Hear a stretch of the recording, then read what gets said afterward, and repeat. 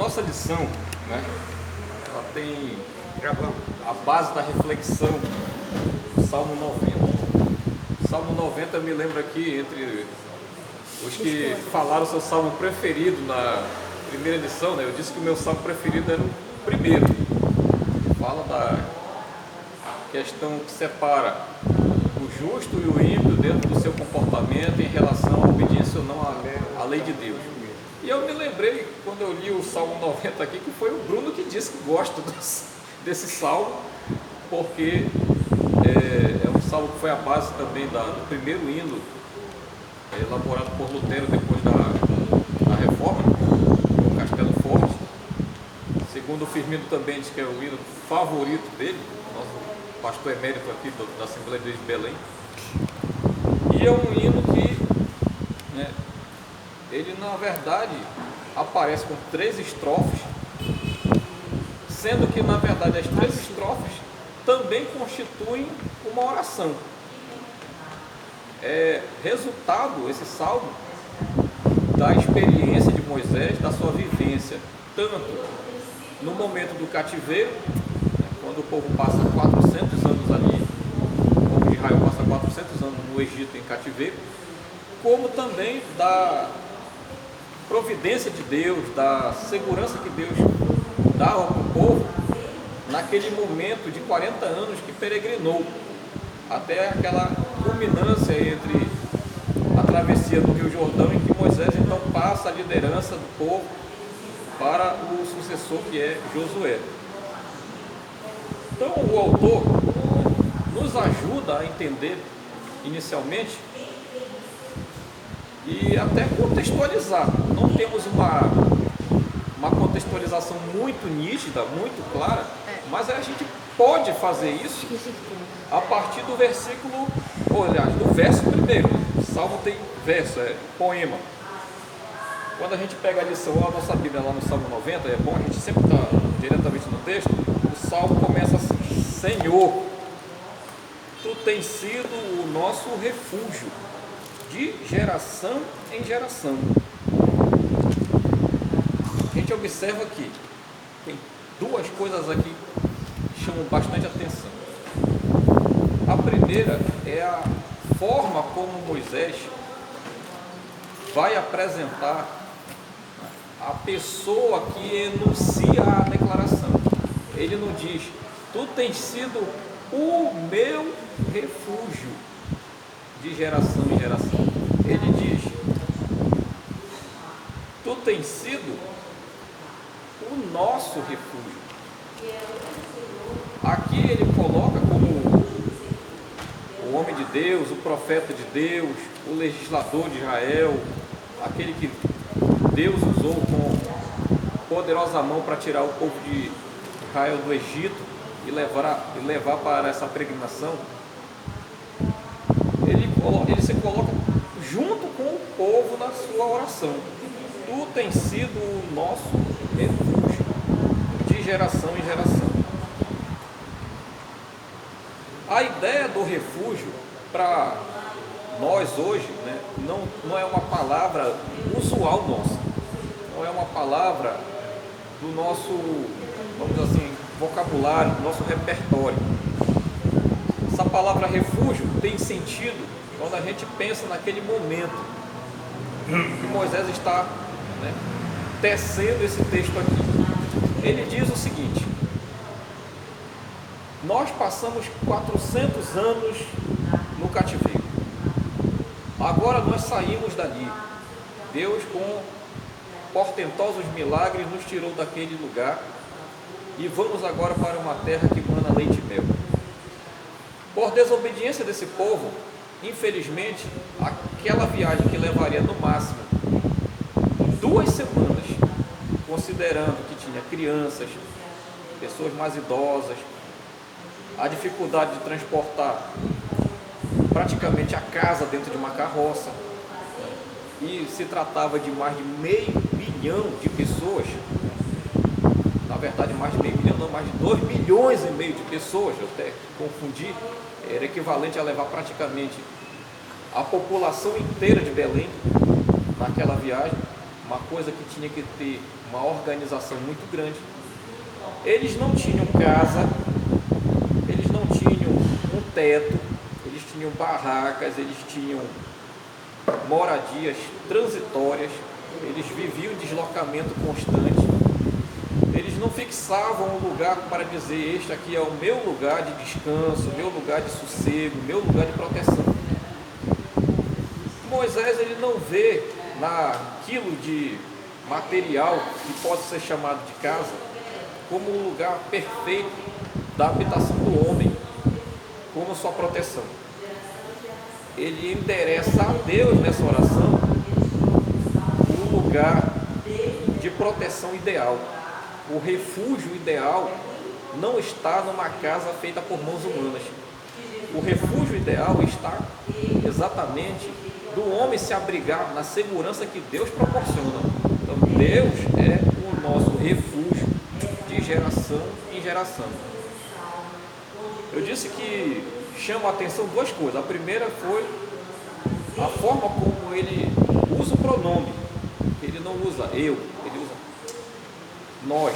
Ele coloca ele e o povo juntos nesse abrigo divino. A outra coisa que chama a atenção é considerar Deus um refúgio não apenas para aqueles que ele salvou e tirou do Egito naquele momento, naquela geração, naquele exato contexto em que ele está fazendo aquele pronunciamento, aquela declaração no texto. Ele reconhece que Deus está além de todos os limites do tempo. Deus está além de todos os percalços, obstáculos que os séculos possam impor à sua vontade. Ele não é um refúgio para aquela geração que sai do Egito apenas. Deus continuará sendo, e agora a gente pode afirmar que Ele é também o refúgio desta geração. De geração em geração, Deus é o refúgio.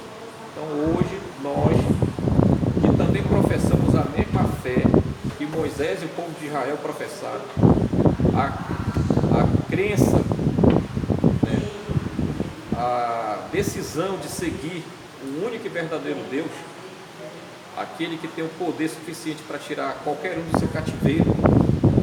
Deus também, nesse momento que a gente possa fazer essa contextualização já mais um pouco mais figurada, mais analógica, comparando, né, aquele momento com o nosso, Deus nos tirou do nosso cativeiro. Todos nós, querendo ou não querendo, estávamos em um cativeiro. Ou um cativeiro do alcoolismo, ou um cativeiro do uso de drogas entorpecentes, ou um cativeiro da prostituição, ou qualquer tipo de outro cativeiro, até mesmo o cativeiro da incredulidade. Como diz o homem, eu não bebia, eu não fumava, eu não fazia nada. Eu não precisava de Deus. Precisava, porque todo homem nasce em pecado. Todo ser humano nasce pecador. E Jesus deixou bem claro: quem serve ao pecado é escravo do pecado. Então a gente estava também em condição espiritual, em escravidão, tal qual o povo de Israel naquele período passava pela escravidão sofrida e infligida pelo povo de Israel, do Egito. Deus nos tira com a sua poderosa mão do reino das trevas e nos traz para o reino da luz. E nesse reino da luz, nessa nossa peregrinação pela terra, a carta de Pedro vai dizer assim, que nós somos peregrinos e forasteiros desse mundo. Essa peregrinação que nós passamos aqui, esses percalços, dificuldades, até perseguições e ataques, como o povo de Israel ao longo do percurso foi sofrendo ataques de povos que não aceitavam que eles passassem pelos caminhos próximos aos limites dos seus países. Eles acabaram tendo que organizar seus exércitos. Igualmente, nós também passamos pelos nossos momentos de luta, momentos de aflição e momentos em que nós só temos um caminho a seguir: confiar no braço forte de Deus. Ele é o nosso refúgio de geração em geração. E agora é essa convicção que nós temos aqui a partir do primeiro verso do Salmo. Nesse momento, seja qual for a aflição, aflição, qual foi a dificuldade, qual foi o problema, esse Deus que foi o refúgio de Moisés e do seu povo é também o refúgio de todos nós. Então, o Senhor, tu és o nosso, tem sido o nosso refúgio de geração em geração. O verso 2 complementa aquilo que ele anuncia no primeiro versículo, no primeiro verso, com a ideia de que esta segurança, este lugar de segurança, esse refúgio que é estar em Deus, também se complementa com o verso 2, porque Deus tem um poder acima da compreensão humana. Antes que os montes nascessem e se formassem a terra e o mundo, de eternidade a eternidade, tu és Deus.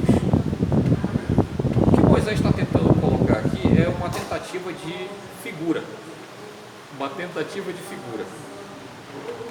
Figuradamente, ele quer mostrar para o ser humano o quanto nós somos pequenos em relação a determinados, vamos dizer assim, aspectos da natureza. Os montes já estavam aí antes mesmo da gente nascer. As montanhas um dia foram assoladas pelas intempéries da chuva, do sol. A ação do tempo foi colocada sobre as montanhas. E um dia elas foram até, inclusive, perdendo um pouco da sua massa, sua capacidade, e foram se reduzindo, se tornaram montes. Eu pensando assim, por que na geografia brasileira não tem mais uma grande montanha? Porque talvez tivesse um tempo atrás, séculos ou milênios atrás, uma montanha, mas ela foi sofrendo a ação do tempo.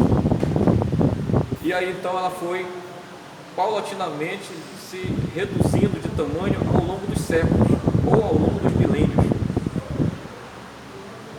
Mas antes dessas montanhas ou montes existirem, antes de tudo isso, Deus já era Deus. E Deus já era poderoso o suficiente para garantir segurança. Deus já era refúgio.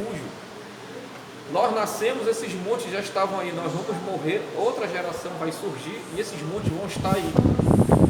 Moisés quer dizer, mas antes mesmo que esses montes estivessem aí, antes dele já existia um Deus tão poderoso que poderia nos guardar em qualquer tempo.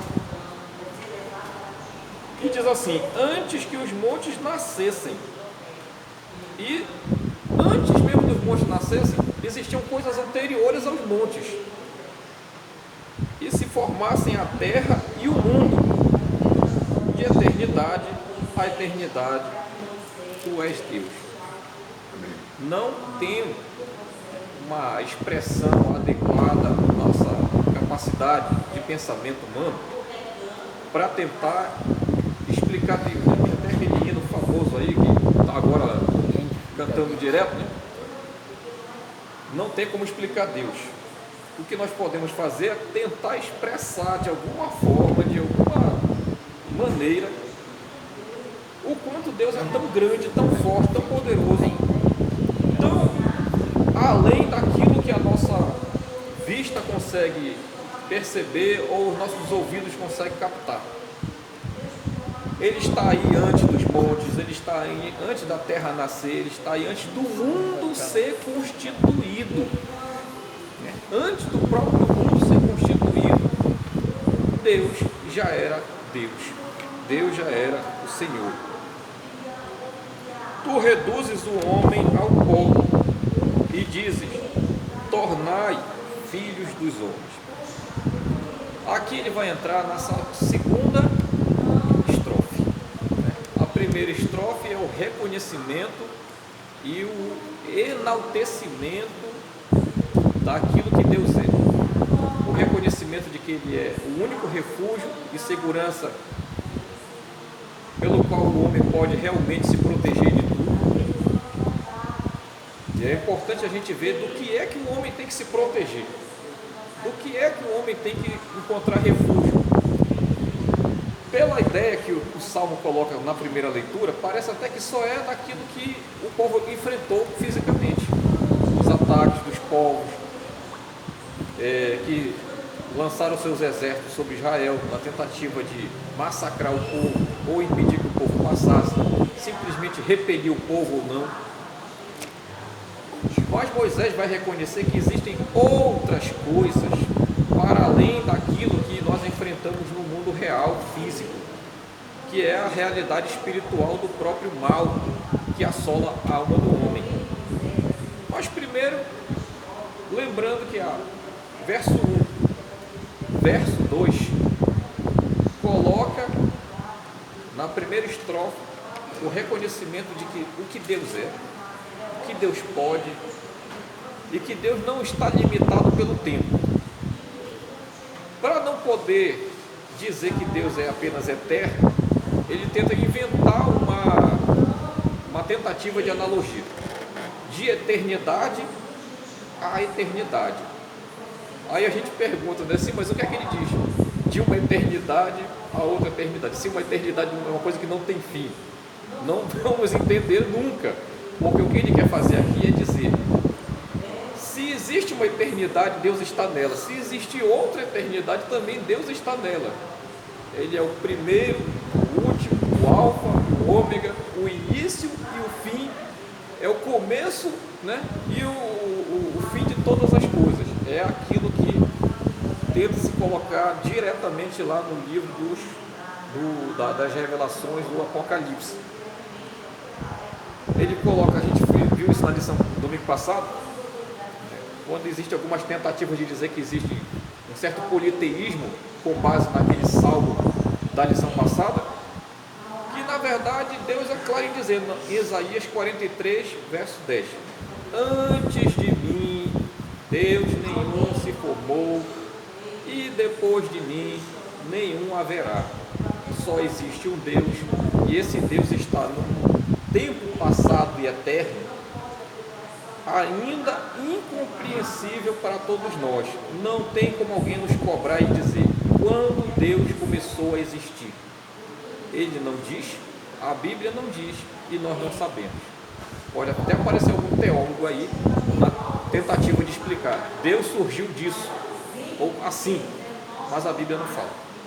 Só diz que ele é eterno. Moisés tenta de outra forma: ele é de eternidade a eternidade. Frank, quer perguntar alguma coisa? Vê se tua mãozinha levantando.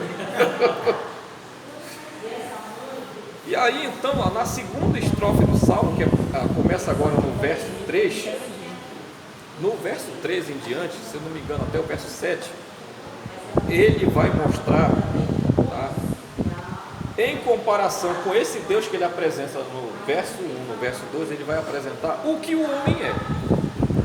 E o que o homem é em relação ao tempo, à vida e à sua força.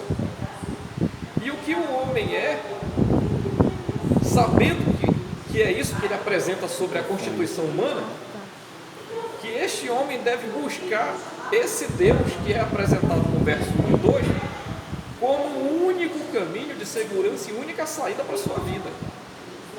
O homem sem Deus não é nada.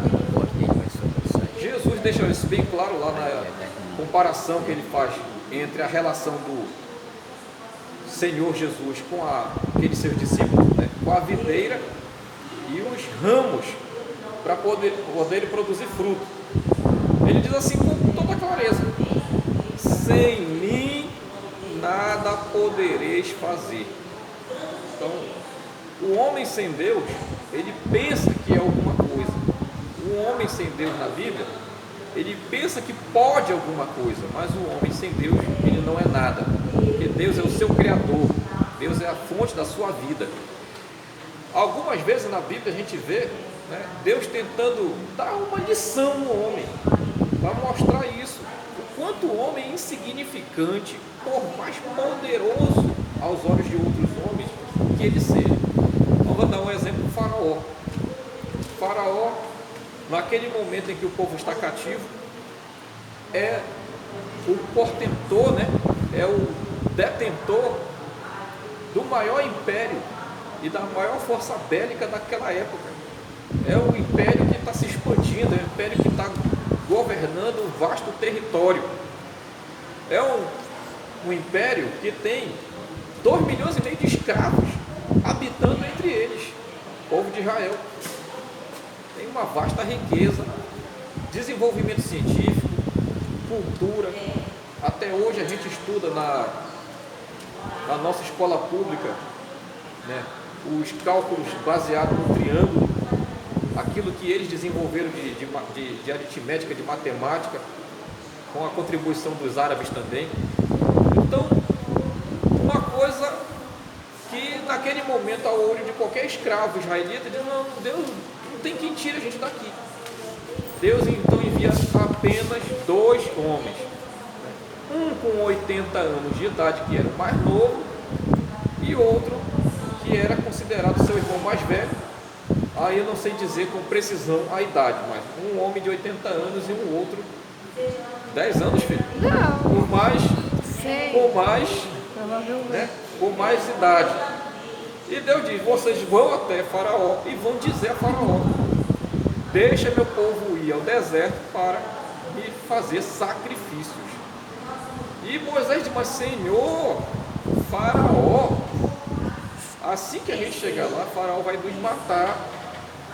É um homem olhando para outro homem e vendo o poder que o outro homem tem. Ele disse: não, te constituirei como Deus e tu falarás como se fosse a boca de Deus. A Arão, teu irmão, te constituirei como teu profeta, e ele falará aquilo que tu disser a ele. Já que a desculpa do Moisés era que tinha lábios pesados, não tinha uma linguagem, uma oratória que convencesse Faraó. Até hoje alguns entendem que isso foi desculpa, já que Moisés também foi educado também na ciência egípcia. Então, Deus, com 2 homens, usa um cajado, um pedaço de pau, sem armamento pesado, sem míssil, sem bomba atômica, sem nada, com 2 homens idosos, um pedaço de pau, ele tira o povo do cativeiro.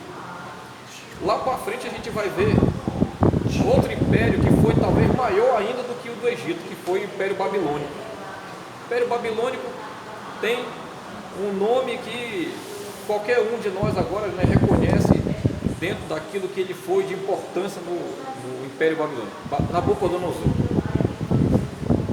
Deus, ele sempre dá um aviso, Deus sempre dá uma palavra para o homem antes de cobrar dele alguma coisa.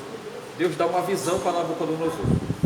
Ele viu uma grande árvore que da terra a sua fronde chegava até as nuvens, com uma folhagem que fazia uma grande sombra. Nos seus galhos, nas suas folhas, se aninhavam todo tipo de ser, todo tipo de animal. E ele cobra dos seus magos, cobra dos seus feiticeiros e videntes a explicação do sonho. Ninguém conseguiu explicar.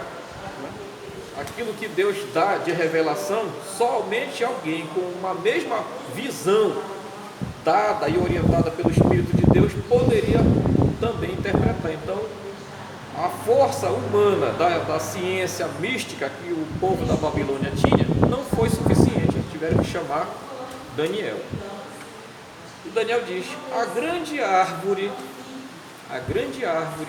és tu, rei Nabucodonosor.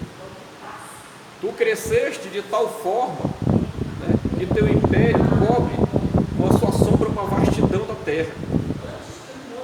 Todos os povos, as nações dominadas estão aninhadas no teu império. Mas ele diz que no sonho ele ouviu alguém dizendo: derrubai-a. Para uma ordem, um comando para derrubar a árvore. E a árvore foi derrubada. E então Moisés na história, tira Moisés da história. Daniel diz: rei Nabucodonosor, a interpretação é a seguinte: Deus abençoou e lhe deu tudo isto, e tudo isso pode ser tirado. Então somente Deus pede uma coisa: reconheça acima desta árvore, acima deste império e acima do Senhor, Deus é o Deus que lhe deu tudo isso por algum propósito.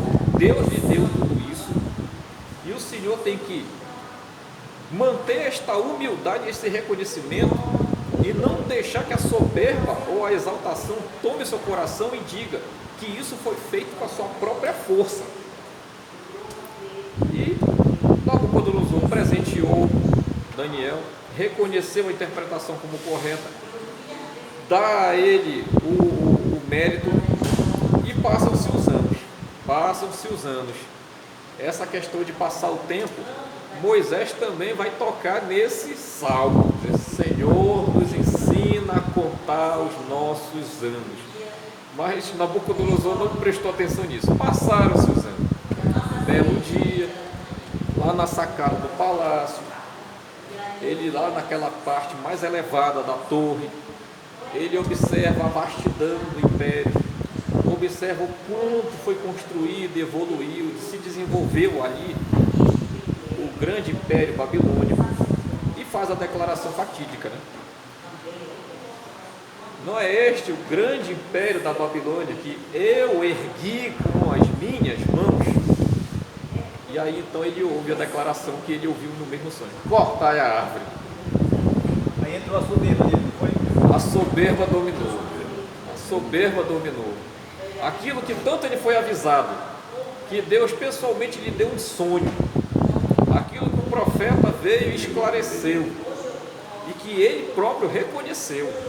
Anos depois ele esqueceu completamente, né? O poder corrompe. Chegou àquele ponto, agora a ordem foi dada: corta a árvore. Ele então cai num estado que ele não tem mais o uso racional da sua mente, e daí só se sabe a descrição de que ele viveu como se fosse um animal, comendo a relva do campo. Seu cabelo cresceu, suas unhas cresceram, parecia o cabelo de um animal qualquer e as unhas de uma besta do campo. Dizem hoje alguns estudiosos que isso foi uma doença mental temporária, a licantropia, né? Que ele sentiu uma mudança de personalidade, era um efeito psicológico, que ele pensava que era um lobo, e nesse estado ele se tornou muito agressivo, não dava nem para fazer os cuidados de higiene dele, então o cabelo cresceu, não dava para se aproximar dele porque ele queria agredir, e ninguém podia fazer o que? O uso da violência contra o imperador. As unhas dele foram crescendo porque ninguém conseguia fazer, né, aparar aquilo, então ele se tornou um ser reduzido ao animal. E a profecia se cumpriu: 7 tempos se passarão sobre ti, e depois serás restabelecido ao teu trono. 7 tempos depois, ele volta a ter o uso da razão, chega novamente até o império da Babilônia, e novamente a lição dada é aprendida. Ele manda fazer um pronunciamento real, um edito, uma coisa assim, e diz que o Deus dos deuses, o Senhor dos senhores, que levanta os reis e derruba os reis, que levanta os povos e derruba os povos, que está acima de todas as nações, deveria ser adorado, reverenciado como o único Senhor, acima de todos os outros, porque só Ele era Deus.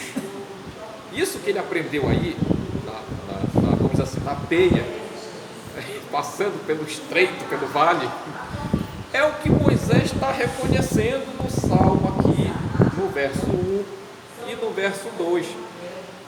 Para nós, não é necessário a gente apanhar tudo de novo na nossa vida, porque a gente tem que aprender com que aquilo já foi, né, vivenciado pelos esses homens. A gente tem que reconhecer Deus na nossa vida como Senhor soberano. Está dando, aparecendo problemas, dificuldades, não importa. O homem tem que aprender que quando ele quer correr para algum lugar seguro, ele tem que correr para Deus. E E é Ele que vai dar a solução, é Ele que vai resolver todas as coisas. Então agora, terminando a primeira estrofe, ele vai entrar nessa segunda. Essa segunda é o reconhecimento da natureza humana, que vai se encaixar com o nosso título. Qual é a natureza humana segundo a eternidade e a eternidade de Deus? É a transitoriedade do homem. Por mais que o homem pense que é alguma coisa, Moisés quer dizer, você não é nada, porque você não é independente de Deus, você é dependente daquilo que Deus lhe dá, do sustento da sua própria vida. Tá? Tu reduzes o homem ao pó e dizes, tornai filhos dos homens. É Deus que decide o fim da vida. Tornai filho dos homens. Deus deu a vida e Deus tira a vida. Foi o reconhecimento de Jó. Quando os servos anunciaram, Jó, todos os teus filhos e todas as tuas filhas morreram. Então ele faz a declaração. Deus me deu, Deus me tirou. Bendito seja o nome do Senhor. Né? Todos nós aqui temos as coisas que amamos, né? As pessoas que amamos, a esposa, os filhos, os pais. A vida de todos eles foi dada por Deus, e um dia Deus vai dizer, tornai-os ao pó da terra, filhos e filhas, né? Lembrando que um salmo diz, preciosa é aos olhos do Senhor a morte dos seus filhos, porque eles vão voltar para Ele. A certa angústia de Paulo na última carta que a gente estudou, quando foi a carta de Timóteo, a segunda carta, estou dividido, porque se eu ficar nesse corpo, ainda continuo anunciando o Evangelho, mas se eu partir desse corpo, irei para a glória, receber a coroa da vida, a qual está destinada a todos os que irão, né, recebê-la. Mas Deus é o Senhor da vida. Isso aqui me leva a lembrar, né, a nossa grande taxa de suicídio nessa geração. É uma geração que está passando por uma crise existencial terrível. As pessoas estão tirando a vida. Segundo algumas pesquisas, diz assim que quando uma pessoa tirou a vida, ela tentou pelo menos 3 a 5 vezes antes, sem sucesso. Eu conheci várias pessoas que estão com esse problema e várias pessoas que conseguiram ter êxito nisso, tiraram a própria vida. Então esse espírito de suicídio que basta agora, que desgraça o mundo, ele não é de Deus, é uma coisa maligna. Deus é aquele que dá sentido à vida humana, Deus é aquele que dá sentido ao ser que Ele criou.